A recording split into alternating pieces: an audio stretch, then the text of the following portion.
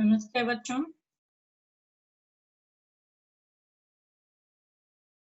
दसवीं कक्षा सिर्फ 10वीं कक्षा ही नहीं है, यह एक व्याकरणांश है।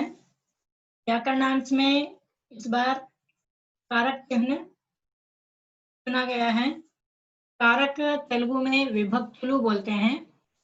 तो आपको विभक्तुलु पता है, प्रथमा विभक्ति, द्वितीय विभक्ति, चतुर्थी विभक्ति, तृतीय विभक्ति, चतुर्थी विभक्ति, पंचमी विभक्ति, षष्ठी विभक्ति, सप्तमी विभक्ति, संबोधनापूर्वक।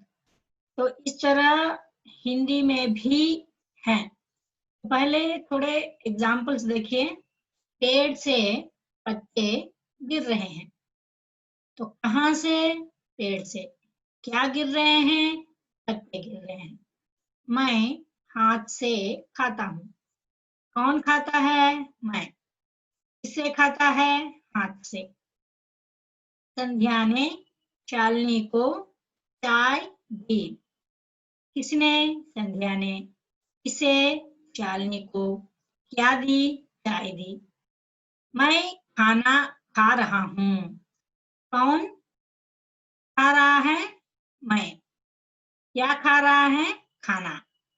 तो उपर्युक्त वाक्यों में रेखांकित पद संज्ञा या सर्वनाम पद है। रेखांकित पद किसी न किसी रूप में क्रिया से जुड़े हुए हैं। शब्दों में क्रिया संज्ञा, क्रिया सर्वनाम, संबंध कारक कहलाते हैं। मतलब जो ये ने, को, से ये सब लगाया है, ये सब कारक चिन्ह कहलाते हैं।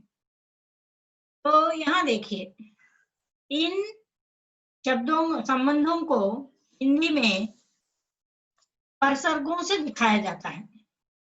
इन संबंधों को हिंदी में परसर्गों से दिखाया जाता है। ये कारक चिन्ह भी कहलाते हैं। तो परसर्ग को ही कारक चिन्ह भी कहते हैं। वाक्य में प्रयुक्त संज्ञा सर्वनाम शब्दों के साथ क्रिया का संबंध जोड़ने वाला शब्द कारक कहलाते हैं। तो बिना कारक से कोई भी वाक्य अर्थ सहित नहीं होता है। वहां किसी न किसी तरह कारक मौजूद रहता है। इसीलिए क्रिया का संबंध संज्ञा या सर्वनाम शब्दों से जोड़ना कारक कहलाते हैं। कारक के कितने भेद हैं? कारक के 8 भेद हैं। कारक को 8 भागों में विभाजित किया गया है। तो कारक के भेद क्या हैं? कर्ता। फर्स्ट वन कर्ता, उसका चिन्ह क्या है? ने। दूसरा कर्म, उसका चिन्ह क्या है? को। तीसरा करण, इसका चिन्ह क्या है? से या के द्वारा। चौथा संप्रदान, के लिए। और पांचवा अपदान, से। तो यहाँ करण में भी से है और अपदान में भी से है। यहाँ करण कारक से तो, वित्त, और यहाँ अपदान कारक का से फ्रॉम, या नहीं तो नुंडी, तेलुगु में जब हम बोलते हैं। ये संबंध कारक काके, का, की, के, रा, री, रे, मतलब रहा, रही, रहे, इस तरह, या रा, इस तरह हम संबोधन भी करते हैं, उस तरह का। अधिकरण में पर, संबोधन हे, ओ, अरे, इस तरह। तो कारक के 8 भेद ये हैं। अब देखिए, कर्ता कारक क्या है? वाक्य में क्रिया करने वाला संज्ञा या सर्वनाम पद कर्ता कहलाता है।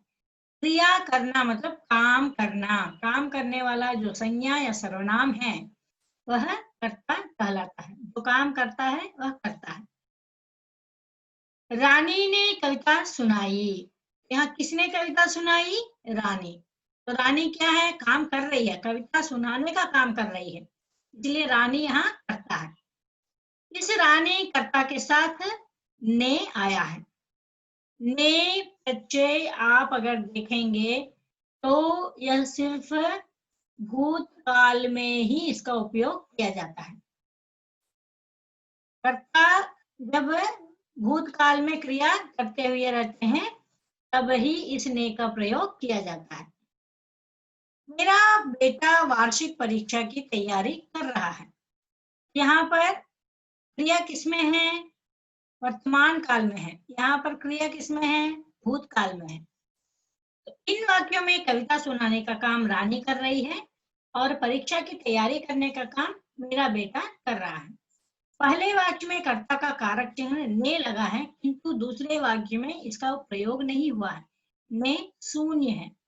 यदि क्रियापद सकर्मक हो और भूतकाल में हो तभी ने का प्रयोग होता है।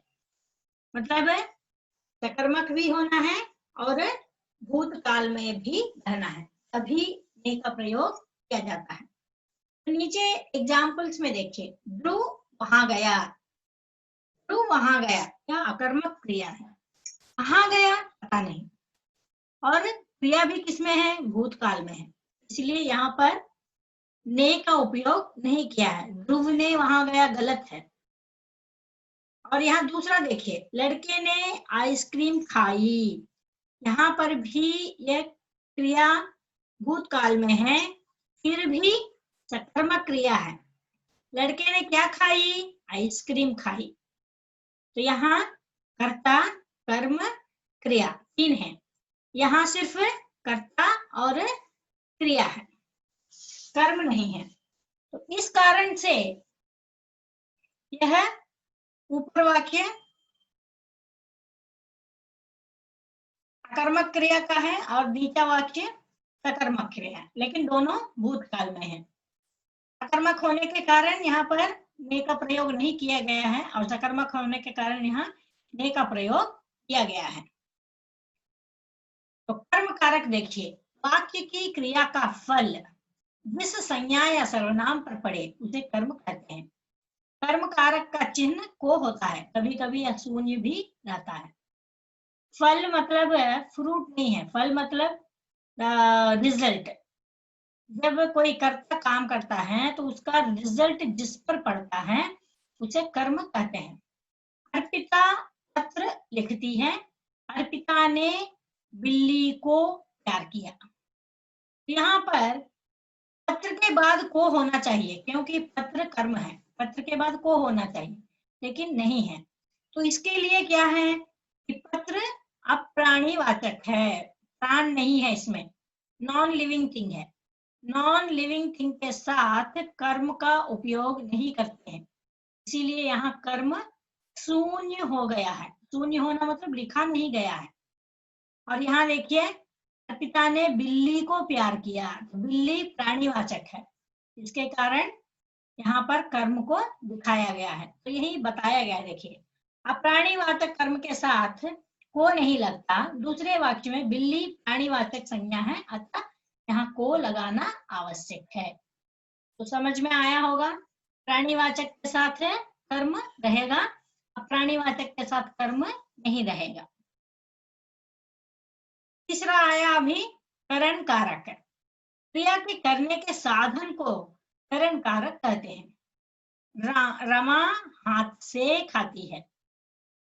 रमा हाथ से, तेती तो रमा हाथ से खाती है। यह तीसरा है। तृतीया विभक्ति, चेतन चेन तोड़न तोन।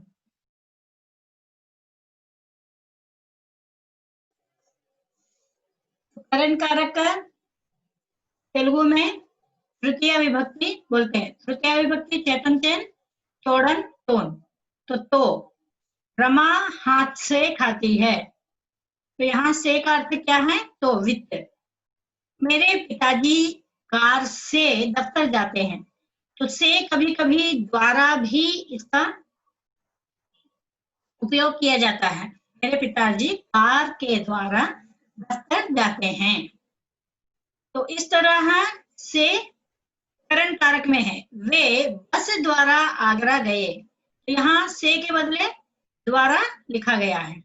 हमें टीवी के द्वारा ताजे खबर समाचार मिलते हैं, तो यहाँ पर भी से के बदले द्वारा उपयोग किया गया है। ये करण कारक है, तीसरा कारक है। अब चौथा संप्रदान। में कर्ता जिसके लिए क्रिया करता है या जिसे कुछ देता है उसे संप्रदान कारक कहते हैं। इसके कारक चिन्ह है को या के लिए। मैंने दुर्गेश को पुस्तक दी। मैंने दुर्गेश को पुस्तक दी। तो यहाँ पर నేను दुर्गेश की पुस्तकम इच्छानु की इनकुन इस तरह का। तो यहाँ को ये है और पिताजी हमारे लिए मिठाई लाए लिए। औसम, पिताजी हमारे लिए मिठाई लाए।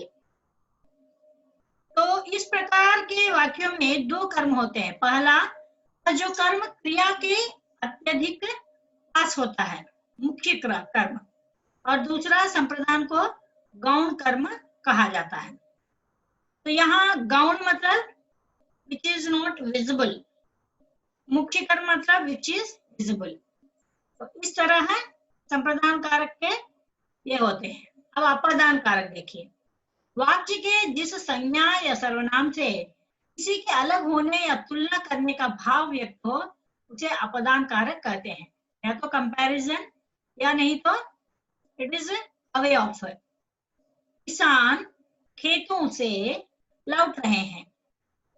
दे आर कमिंग फ्रॉम फील्ड्स, यहाँ से, तो they are away of the fields, अलग होना। आसमान से ओले गिर रहे थे। तो ओले means it is what we say the ice cubes. So that is falling from sky. श्रद्धा प्रज्ञा से होशियार है। So she is very active from this other girl. Anshu ने अक्षय से पैसे लिए। He has taken from Akshay amount. इन वाक्यों में खेतों से, आसमान से, प्रज्ञा से, अक्षय से अपदान कारक हैं। So this all the meaning is given as a from. Next संबंध कारक। ये संज्ञा से संज्ञा का या सर्वनाम से संज्ञा का संबंध बताते हैं, जबकि इनका क्रिया से कोई संबंध नहीं होता। अतः कारक की परिभाषा के अनुसार यह कारक नहीं है किंतु इसके परसर्ग है। का, की, के, रा, री, रे। उसका नाम सुशील है। वह प्लस का उसका, वह सर्वनाम है और का संबंध कारक है, और सुशील नाम है संज्ञा, संज्ञा से सर्वनाम का संबंध। इस तरह बताना। हमारी टीम जीत गई। तो हमारी सर्वनाम है और सर्वनाम से क्रिया का कुछ संबंध नहीं है, उस तरह बताना संबंध कारक है। बाद में आता है अधिकरण कारक। जब संज्ञा या सर्वनाम क्रिया के होने का स्थान या समय बताते हैं तब वे अधिकरण कारक होते हैं। लोग पार्क में टहल रहे हैं। यहाँ में का मतलब इन। 2020 में मुझे क्या मिलेगा, यहाँ में भी इन है। मैदान में लड़के क्रिकेट खेल रहे हैं, यहाँ भी इन। यह काम 1 घंटे में पूरा करो। इन वाक्यों में पार्क में, 2020 में, मैदान में और 1 घंटे में ये सभी अधिकरण कारक है। एक का मतलब इन। इन का उपयोग हमें जहां जहां करना होता है वहां हम इस में का प्रयोग करते हैं हिंदी में। अब रहा संबोधन कारक। संबोधन का संबंध वाक्य की क्रिया से नहीं होता। इसका प्रयोग किसी को बुलाने या संबोधन करने के लिए किया जाता है। इसका कोई कारक चिन्ह या परसर्ग नहीं होता। इसके लिए अरे, हे, ओ, भाई, भाइयों आदि का प्रयोग किया जाता है। इसको बहुवचन में संबोधित करते हुए अनुनासिक चिन्ह नहीं लगता, जैसे मित्रों, देवियों, माताओं आदि। इसमें अनुनासिक का उपयोग करने की जरूरत नहीं है और ये सिर्फ संबोधन है। तो कारकों के संबंध में ध्यान देने योग्य विशेष बातें। यदि वाक्य में कर्म अप्राणीवाचक है, निर्जीव, नॉन लिविंग, तो उसके साथ कर्म कारक का विभक्ति चिन्ह को नहीं लगाया जाता है। पहले भी आपको बताया गया था, अप्राणीवाचक नॉन लिविंग के साथ को नहीं आता है। मैंने पत्र को पढ़ा, इट इज रॉन्ग। मैंने पत्र पढ़ा, तो पत्र अप्राणीवाचक है, इसलिए मैंने पत्र पढ़ा, this is the right answer. करण तथा अपदान कारकों का विभक्ति चिन्ह से है, परंतु ध्यान रखिए करण कारक के विभक्ति चिन्ह से का अर्थ है किसी वस्तु के साथ या किसी वस्तु के द्वारा, जैसे उसने चाकू से सेब काटा, with knife, he cut an apple with knife, यहाँ से मतलब के साथ का उपयोग होता है। और दूसरा है अपदान कारक के विभक्ति चिन्ह से का अर्थ है किसी चीज से अलग होना। जुगनू संगीत के अध्यापक से सितार सीख रही है। देवेंद्र विपेंद्र से लंबा है। मंजू शेर से डरती है। तो ये क्या है? afraid from, is a taller from, इस तरह from का जो हम बता रहे हैं वह यहाँ दिखाया जाएगा। नेक्स्ट है, और एक क्या है, ऊपर वाक्यों में काले मोटे छपे शब्द अपदान कारक है। विभक्ति चिन्ह का प्रयोग कर्म तथा संप्रदान दोनों कारकों के लिए किया जाता है, परंतु ध्यान रखिए संप्रदान कारक के विभक्ति चिन्ह को से कुछ वस्तु देने का भाव व्यक्त करता है। जैसे मैंने हिमांशु को पढ़ाया, कर्म कारक है। मैंने हिमांशु को 10 रुपये दिए, मतलब when you are giving anything at the time we use this को, or at the time that is a संप्रदान कारक, and normally कर्म कारक is when we are using this it means object। मैंने हिमांशु को पढ़ाया। नेक्स्ट है, here you see the complete list। कर्ता, पहचान, परिभाषा, क्रिया को करने वाला, चिन्ह ने, प्रखर ने खाना खाया और प्रखर चला गया, यहाँ ने शून्य है। बाद में कर्म, जिस पर क्रिया का फल या प्रभाव पड़े, को, मैं प्रख्यात को पत्र लिखूंगा, यहाँ प्रख्यात संज्ञा है इसीलिए को आया। वह पत्र पढ़ेगा, पत्र प्राणीवाचक है इसीलिए को नहीं है, शून्य है। करण, जिस साधन से क्रिया को से प्रख्यात कलम से लिखता है उसे पत्र के द्वारा सूचना भेज दो, के द्वारा से।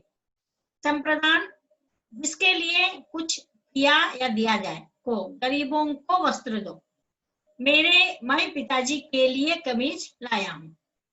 तो इस तरह संप्रदान कारक चिन्ह के बारे में देखना चाहिए। अपदान कारक से, पेड़ से पत्ता गिरता है। अधिकरण कारक में और पर, इस थैले में कपड़े हैं, मेज पर किताब है, इन, ऑन। संबंध कारक का, के, की, प्रखर का भाई, श्रद्धा की सखी, ये कारक चिन्ह है। तो यहाँ कुछ अभ्यास कार्य दिया गया है। रोहित को विद्यालय जाना है, यहाँ जो को उपयोग किया गया है यह कर्म कारक को है या संप्रदान कारक को है, ये आपको लिखना है। और बाद में दूसरा, गंगा हिमालय से निकलती है, तो यहाँ पर करण कारक से है या अपदान कारक से है। इसका यह क्या है, से का मतलब करण कारक से विथ अपदान कारक से फ्रॉम। तो गंगा हिमालय से निकलती है, अब आपको समझना है। बालक चम्मच से खाना खा रहा है, तो यहाँ पर भी से का क्या है। पिताजी कमरे में हैं, तो यहाँ में कौन सा कारक है। हे गुरुजनों, कृपया आसन ग्रहण कीजिए, तो यहाँ कौन सा कारक है। माँ ने खाना बनाया, कौन सा कारक है, मैं भाई के लिए उपहार लाया हूँ। के लिए जो है कौन सा कारक है, ये आपको लिखना है।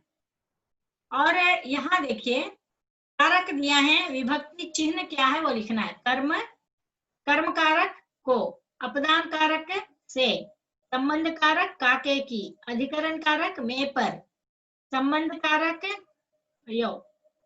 संबोधन कारक हे, अरे, ओहो, भाई, इस तरह। संबंध कारक काके की, करण कारक से, संप्रदान कारक के लिए को, कर्ता कारक ने। इस तरह आपको इसे पूरा करना है। तो मेरे विचार में आप इसे समझे होंगे। चलिए इसे हम यहीं पर समाप्त करते हैं। अगले वीडियो में और एक ग्रामर टॉपिक आप देख लीजिएगा। तब तक के लिए धन्यवाद।